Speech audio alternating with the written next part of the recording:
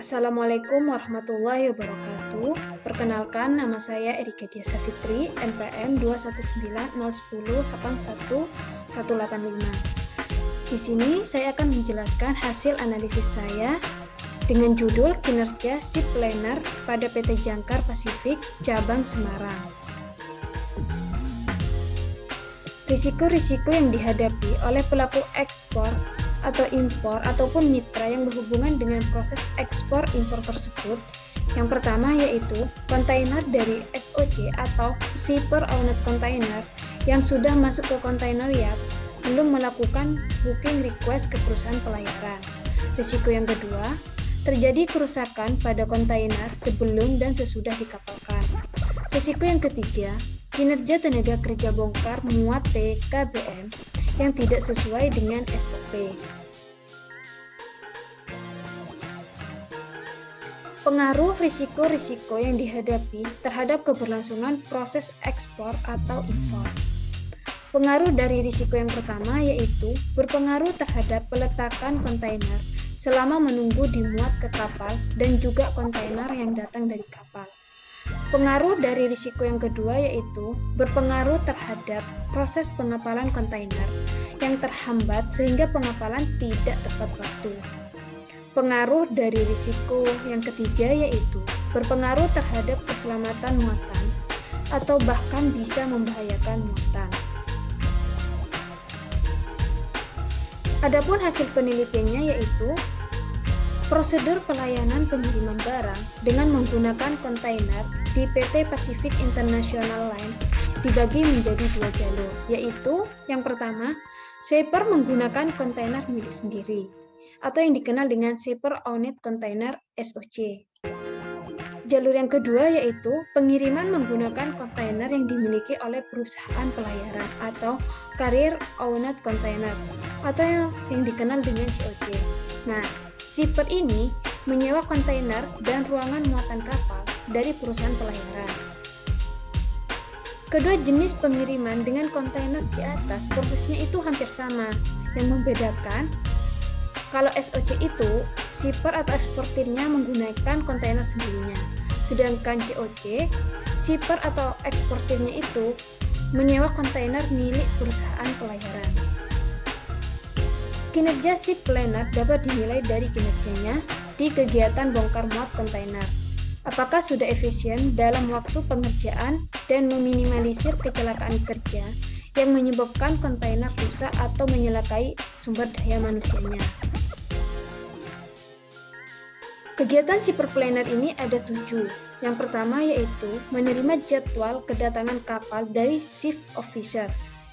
Nah, biasanya penerimaan jadwal ini 5 hari sebelum kapal tiba di pelabuhan. Yang kedua, koordinator antara planner. Koordinasi ini dilakukan 2 hari sebelum kedatangan kapal di pelabuhan. Adapun maksud dan tujuannya yaitu untuk mengklarifikasi berapa banyak jumlah muatan yang akan dimuat di atas kapal. Yang ketiga yaitu pengajuan pre-plan.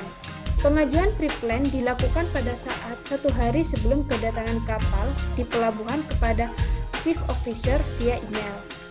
Maksud dan tujuannya adalah untuk meminta persetujuan pemuatan kepada chief officer menggunakan pre-plan yang sudah dibuat oleh planner untuk memastikan bahwa pre-plan yang dibuat sesuai dengan kemampuan dan daya muat kapal.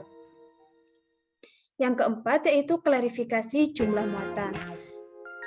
Biasanya ini dilakukan 4 jam sebelum kapal sandar di pelabuhan bongkar muat dengan cara mencocokkan jumlah muatan yang ada di loading list dengan yang ada di web access TPKS. Maksud dan tujuannya yaitu untuk meminimalisir agar tidak terjadi kekeliruan muatan yang akan dimuat ke atas kapal. Yang kelima yaitu monitoring kegiatan bongkar muat. Memonitoring kegiatan bongkar muat dilakukan di ruang planner TPKS pada saat kapal proses bongkar muat berjalan di pelabuhan. Tujuannya yaitu untuk melihat secara langsung proses bongkar muat. Apabila terjadi pembatalan ekspor planner bisa langsung menindaklanjuti. Yang keenam, menyerahkan final loading. Penyerahan final loading ke shift officer untuk ditandatangani dan dilakukan setelah semua muatan selesai dimuat dan berada di atas kapal.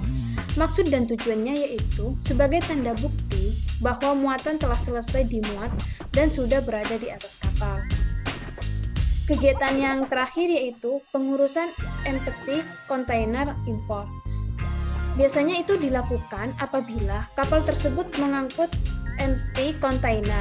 Pada saat kapal selesai muat, shift officer memberikan manifest empty kepada planner yang selanjutnya akan dikirimkan ke bea cukai dengan tujuan agar kontainer empty tersebut dapat dikeluarkan dari kontainer yard dengan persetujuan bea cukai. Adapun solusi untuk menghadapi risiko yang dialami perusahaan ataupun ekspor ataupun impor. Nah, yang pertama itu solusi sendiri untuk perusahaan, di mana pelayanannya juga harus lebih aktif dalam meningkatkan pelayanannya dengan cara menjelaskan secara detail dan rinci prosedur ekspor yang benar. Ada yang kedua, solusi untuk perusahaan bongkar muat. Yang pertama yaitu sumber daya manusianya harus lebih berhati-hati dalam menangani proses stevedoring dan structing kontainer di kontainer yard yang menyebabkan kerusakan pada kontainer dan menghambat proses pengapalan kontainer. Yang kedua, koordinasi antara operasional crane kontainer dengan foreman harus terjalin dengan baik agar tidak terjadi miscommunication. Solusi yang ketiga yaitu untuk karir shipper pihak terminal peti kemas. Yang pertama yaitu lebih meningkatkan hubungan koordinasi yang baik agar tidak terjadi kasus di atas. Yang kedua, shipper lebih aktif bertanya mengenai hal yang tidak dimengerti dalam proses ekspor agar proses ekspor berjalan sesuai prosedur. Solusi yang terakhir untuk pihak terminal peti kemas, yaitu seharusnya menanyakan kepada pihak shipper mengenai apakah sudah melakukan booking request ke perusahaan pelayaran agar kontainer SOC dapat terdaftar dalam final loading list yang dibuat oleh perusahaan pelayaran. Sekian dari hasil analisis saya, kurang lebihnya mohon maaf. Wallahul muwaffiq ila aqwamit thoriq. Wassalamualaikum warahmatullahi wabarakatuh.